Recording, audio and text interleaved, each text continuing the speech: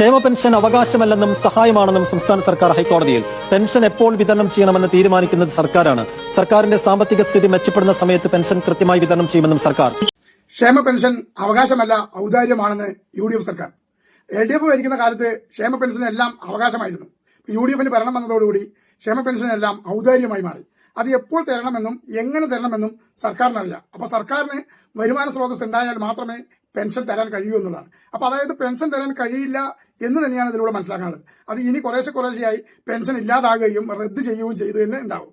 അതായത് ഇനി പെൻഷൻ കിട്ടണമെങ്കിൽ ബാങ്ക് അക്കൗണ്ട് എടുക്കുക മാത്രമല്ല, അതിനോട് ഒരുപാട് രേഖകളും കൂടി ഇനി ഉൾപ്പെടുത്തേണ്ടി വരും.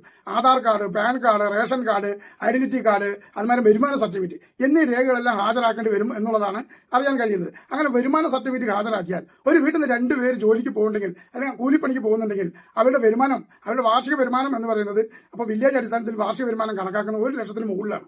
അങ്ങനെ 1 ലക്ഷത്തിന് മുകളിൽ വരുമാനം കണക്കാക്കിയാൽ അവർക്ക് പെൻഷൻ യാതൊരു കാരണവശാലും കിട്ടാൻ യോഗ്യതയില്ല. പക്ഷേ ഈ പണിക്ക് പോകുന്നത് കൊണ്ട് ഈ 360 ദിവസവും സാധാരണ കൂലിപ്പണിക്കാരന് പണി ഉണ്ടാവുമെന്നാണോ ഈ സർക്കാർ ഉദ്ദേശിക്കുന്നത്?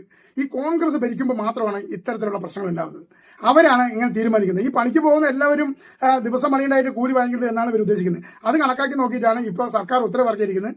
2-3 പേരെ ഒരു വീട്ടിൽ സാധാരണ കൂലിപ്പണിക്ക് പോകുന്നുണ്ടെങ്കിൽ 1 ലക്ഷം രൂപയ്ക്ക് മുകളിൽ അങ്ങനെ വന്നാൽ പെൻഷൻ കിട്ടില്ല. 62 ലക്ഷം പേർ പെൻഷൻ വാങ്ങിക്കുന്നതിൽ നിന്നും എല്ലാം വെട്ടിക്കുറച്ച് മാക്സിമം ഒരു 30 ലക്ഷം പേര് പെൻഷൻ വാങ്ങുന്ന രീതിയിലാക്കാനുള്ള ഒരു നീക്കങ്ങളാണ് സർക്കാരിന്റെ ഭാഗത്ത് നടക്കുന്നത്. അതായത് യോഗ്യതയുള്ള ആളുകൾക്കും അർഹതപ്പെട്ടവർക്കും ഈ പെൻഷൻ കിട്ടാതെ പോകും. LDF സർക്കാരിന്റെ കാലത്ത് 62 ലക്ഷം പേർക്ക് പെൻഷൻ കൊടുത്തുകൊണ്ടിരുന്നതാണ്. ഇനി അത് ചുരുക്കി ഈ രേഖകളെല്ലാം പരിശോധിച്ചതിന് ശേഷം മാക്സിമം ഒരു 30 ലക്ഷം പേർക്ക് മാത്രമേ പെൻഷൻ കിട്ടാൻ സാധ്യതയുള്ളൂ. ഇങ്ങനെ UDF ഭരിക്കുകയാണെങ്കിൽ. അപ്പോൾ വോട്ട് കുത്തിയവർ ഓർക്കണമെന്ന് പലവരും പറയും. പക്ഷേ VD സതീശൻ സർക്കാരിനറിയാം ഈ 62 ലക്ഷം പേർ വോട്ട് ചെയ്തിട്ടല്ല ഈ മുഖ്യമന്ത്രിയായത്. ഇവരുടെ വോട്ട് ഇല്ലെങ്കിലും നമുക്ക് ഭരിക്കാൻ കഴിയും എന്നുള്ളതാണ്. ഈ 62 ലക്ഷം പേര് പറയുന്നത് സാധാരണ പാവപ്പെട്ടവരും കൂലിപ്പണിക്കാരുമാണ്. അവരുടെ രേഖകൾ ഇനി പരിശോധിച്ച് കഴിഞ്ഞാൽ അത് ഇനി വില്ലേജിൽ നിന്ന് ഈ വരുമാന സർട്ടിഫിക്കറ്റ് 1 ലക്ഷത്തിന് മുകളിൽ കിട്ടിക്കഴിഞ്ഞാൽ പെൻഷൻ കിട്ടാൻ സാധ്യതയില്ല. അതിന് താഴെ കിട്ടിയാൽ മാത്രമേ പെൻഷൻ കിട്ടുള്ളൂ. അങ്ങനെ വന്നാൽ 30 ലക്ഷം പേരുടെ പെൻഷൻ കട്ടാവുന്നുള്ള കാര്യത്തിൽ ഉറപ്പാണ്. കുറേ കൊങ്ങികൾ വന്ന് പറയാറുണ്ട്, അതായത് കേന്ദ്രത്തിൽ നിന്നാണ് ഈ പെൻഷൻ തരുന്നത്, കേന്ദ്ര ബഡ്ജറ്റാണ്, അതുമാതിരി ഇന്ദിരാഗാന്ധി പദ്ധതിയാണ്. പിന്നെ എന്തിനാണ് ഇന്ദിരാഗാന്ധി പദ്ധതി എന്ന് പറയുന്നത്? ഈ കൊങ്ങികൾക്ക് ശരിക്കും ഇതിനെക്കുറിച്ച് അറിയില്ലാണ്. കേരളത്തിൽ ഈ പെൻഷൻ പദ്ധതി നടപ്പിലാക്കിയത് EK നായനാറാണ്. 1980 EK നായനാർ ഭരണകാലത്ത് വെറും 45 രൂപയാണ് പെൻഷൻ തുക വർദ്ധിച്ചത്. പിന്നെ ഓരോ പ്രാവശ്യവും ഭരണം നടത്തുമ്പോൾ കൂട്ടി വന്നാണ്. അതിൽ കോൺഗ്രസിന് ഒരു പങ്കുമില്ല എന്ന് തന്നെയാണ്. അതായത് ഏറ്റവും ഒടുവിലായിട്ട് ഉമ്മൻചാണ്ടിയാണ് 100 രൂപ പെൻഷൻ കൂട്ടിയത്.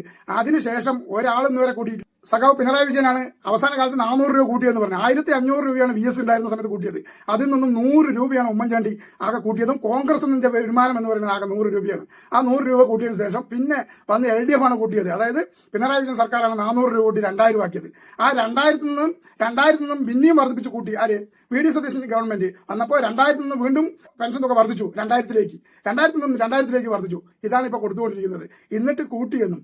ശരിക്കും പറഞ്ഞാൽ ഈ പെൻഷന്റെ അവകാശം തുടക്കകാലം മുതൽ LDF സർക്കാരിന്റെ തലയിലുള്ളതാണ്. പിന്നെ കേന്ദ്രത്തിൽ നിന്ന് ഇന്ദിരാഗാന്ധി പെൻഷൻ പദ്ധതി ഉണ്ട്, ഇല്ലാന്നല്ല, അത് കൊടുക്കുന്നുണ്ട്. പക്ഷെ കേരളത്തേക്ക് കൊടുക്കുന്ന വിഹിതം നിങ്ങൾ ആദ്യം കൊങ്ങികളെ അറിയേണ്ടത്.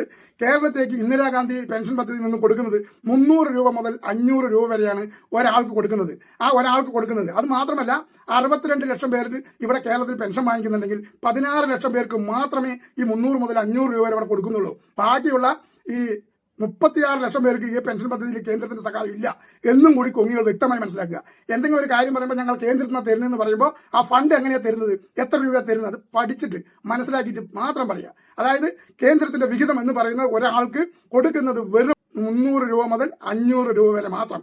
ബാക്കി തുക കേരളമാണ് കൊടുക്കുന്നത് എന്നും കൂടി വീഡിയോ നിങ്ങൾ ഓർക്കുക. ഒന്നും കൂടി ഇല്ലെങ്കിൽ നിങ്ങൾ ഗൂഗിളിൽ പോയി അന്വേഷിച്ച് പഠിച്ചിട്ട് വരും കേട്ടാ. എന്നിട്ട് കമന്റ് എഴുതുക. കേന്ദ്രമാണ് തരുന്നത്, 2000 രൂപ കേന്ദ്രമാണ് തള്ളി തരുന്നതെന്ന് പറഞ്ഞ് ഇങ്ങോട്ട് വരണ്ട. ഇത് കേരളമാണ് നടപ്പിലാക്കിയതും, ഇത് കേരളത്തിലാണ്. ഇവിടെ കേരളത്തിൽ കൊടുക്കുന്ന കണക്കാണ് ഞാൻ പറഞ്ഞത്. കേന്ദ്രം കേരളത്തിന് കൊടുക്കുന്ന വിഹിതം ഇതാണ്.